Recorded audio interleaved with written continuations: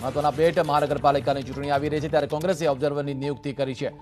અમદાવાદ માટે 5 ઓબ્ઝર્વરની નિયુક્તિ કરવામાં આવી છે. દીપક બાબરિયા, નિરંજન પટેલ, અલકાબેન ક્ષત્રિય અમદાવાદના ઓબ્ઝર્વર છે. તો સીજે ચાવડા, યુનુસ પટેલ અમદાવાદ માટે કોંગ્રેસના ઓબ્ઝર્વર નિમાયા છે. ગૌરવ પંડ્યા, ઇન્દ્રવદનસિંહ ગોહિલ, વિદંત્રીબેન પટેલ વડોદરાના ઓબ્ઝર્વર તરીકે નિમાયા છે. તો તુષાર ચૌધરી, સોનલ પટેલ, વીરજી ઠુમર, ગ્યાસુદ્દીન શેખ સુરતના ઓબ્ઝર્વર, નરેશ રાવલ, શૈલેષ પરમાર, અમીબેન યાજ્ઞિક રાજકોટના ઓબ્ઝર્વર. મહાનગરપાલિકાની ચૂંટણી પહેલા કોંગ્રેસે ઓબ્ઝર્વરની નિયુક્તિ કરી છે. મનપાની ચૂંટણીને ધ્યાનમાં રાખીને કોંગ્રેસે કવાયત તેજ કરી છે. અમદાવાદ માટે 5 ઓબ્ઝર્વરની નિયુક્તિ કરાઈ છે. દીપક બાબરિયા, નિરંજન પટેલ, અલકાબેન ક્ષત્રિય, સીજે ચાવડા અને યુનુસ પટેલ અમદાવાદના કોંગ્રેસના ઓબ્ઝર્વર. તો ગૌરવ પંડ્યા, ઇન્દ્રવિંદરસિંહ ગોહિલ, વિજ્ઞત્રીબેન પટેલ વડોદરાના ઓબ્ઝર્વર. તો તુષાર ચૌધરી, સોનલ પટેલ, વીરજી ઠુમર, ગ્યાસુદ્દીન શેખ સુરતના ઓબ્ઝર્વર. આ વિશે વધુ અપડેટ લઈશું અમારા સંવાદદાતા હિરેન રાજ્યગુરુ પાસેથી. હિરેન, મહાનગરપાલિકાની ચૂંટણી પહેલા કોંગ્રેસે કવાયત તેજ કરી છે, ઓબ્ઝર્વરની નિયુક્તિ કરી છે, શું વધુ અપડેટ? બિલકુલ વિશાલ, જે મહાનગરપાલિકાની ચૂંટણીઓ થવાની છે તે 6 મહાનગરપાલિકામાં ઓબ્ઝર્વરની નિમણૂક કરવામાં આવી છે.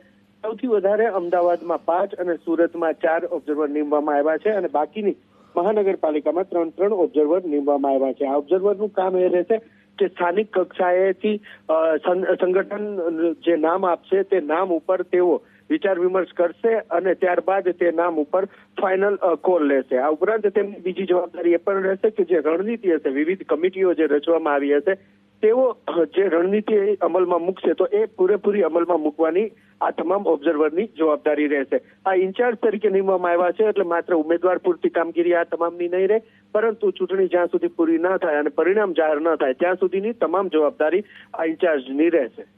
આભાર હિરેન, સમગ્ર મુદ્દે અપડેટ આપવા બદલ. તો મહાનગરપાલિકાની ચૂંટણી પહેલા કોંગ્રેસે કવાયત તેજ કરી છે. મહાનગરપાલિકામાં ઓબ્ઝર્વરની નિમણૂક કરી છે કોંગ્રેસ દ્વારા અને તેમની જવાબદારી ચૂંટણીના શરૂઆતથી લઈને અને ચૂંટણીનું પરિણામ ના આવે ત્યાં સુધીની રહેશે. વધુ અપડેટ લઈશું અને પ્રકાશ પડશે આ મુદ્દે અમારા એડિટર રોનક પટેલ. રોનક, જે રીતે જોવા જઈએ તો ઓબ્ઝર્વરની નિમણૂક અમદાવાદમાં 5ની નિમણૂક કરવામાં આવી છે, સુરતમાં 4 અને અન્ય શહેરોમાં 3ની નિમણૂક. શું રણનીતિ લાગે છે કોંગ્રેસની?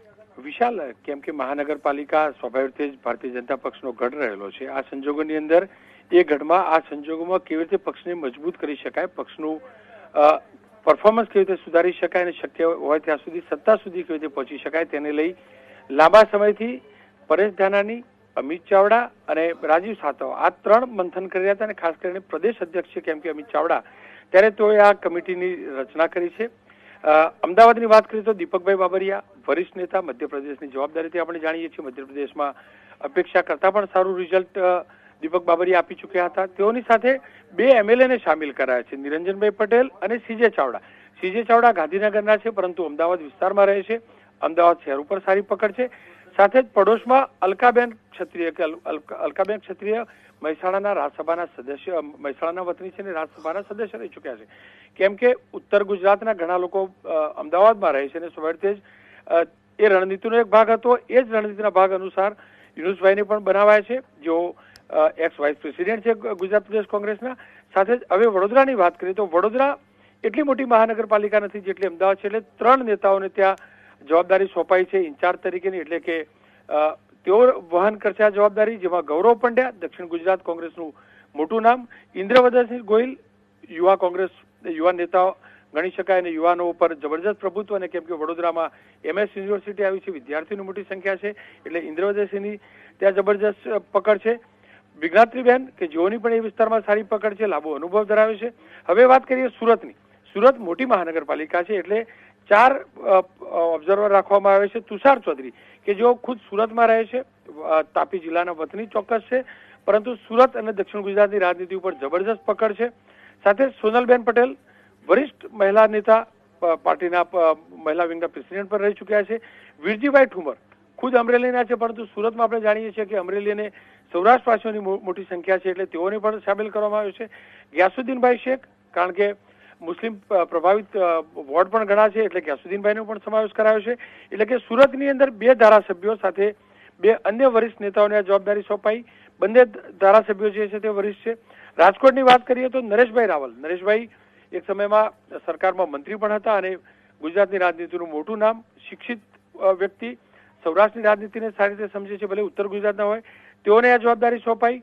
શૈલેષભાઈ વરિષ્ઠ ધારાસભ્ય આપણે જાણીએ છીએ, શૈલેષ પરમાર મૂળ તો અમદાવાદના, પરંતુ રાજકોટની રાજનીતિને સારી રીતે જાણે છે. એટલું જ નહીં, અમીબિયાન યાજ્ઞિક વરિષ્ઠ નેતા, એડવોકેટ અને સાથે રાજ્યસભાના સદસ્ય છે. તેઓને જવાબદારી સોંપાઈ. ભાવનગર અને જામનગર, કેમ કે નાના શહેર છે, નાના મતક્ષેત્ર છે, ત્યાં હિંમતસિંહભાઈને જવાબદારી સોંપાઈ છે. હિંમતસિંહભાઈ વરિષ્ઠ ધારાસભ્ય પણ છે. સાથે જ સાગરભાઈ રાયકા કે જેઓ મહેસાણાથી સાંસદ રહી ચૂક્યા છે. સાગરભાઈ રાયકા ઓબીસી સમાજ ઉપર જબરજસ્ત પ્રભુત્વ ધરાવે છે. સાથે જ લોકસભાની અંદર જે ચૂંટણી લડ્યા હતા ગીતાબેન, પાટીદારોનો આ વિસ્તાર પણ છે ભાવનગર, એટલે ગીતાબેનને પણ ઓબ્ઝર્વર બનાવે છે. એ જ રીતે જામનગરની અંદર 3 નેતાઓને ઓબ્ઝર્વર બનાવે છે: ખુશીદભાઈ સૈયદ, રાજુભાઈ પરમાર અને ચંદ્રિકાબેન ચુડાસમા. ચંદ્રિકાબેન ચુડાસમા સૌરાષ્ટ્રનું મોટું નામ છે. રાજુભાઈ રાજ્યસભાના સભ્ય છે, વરિષ્ઠ નેતા. સાથે જ ખુરશીદભાઈ સૈયદ જેઓ પૂર્વ ચેરમેન પણ રહી ચૂક્યા છે માઇનોરિટી ડિપાર્ટમેન્ટના, એઆઈસીસીના.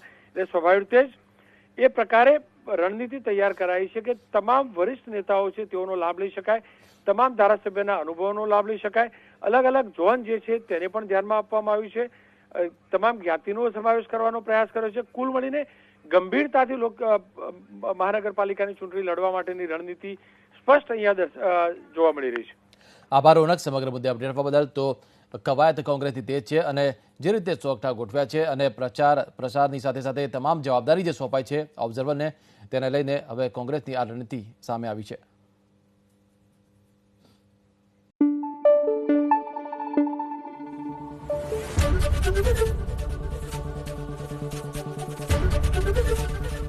એબીપી અસ્મિતા, ગુજરાતની અસ્મિતા.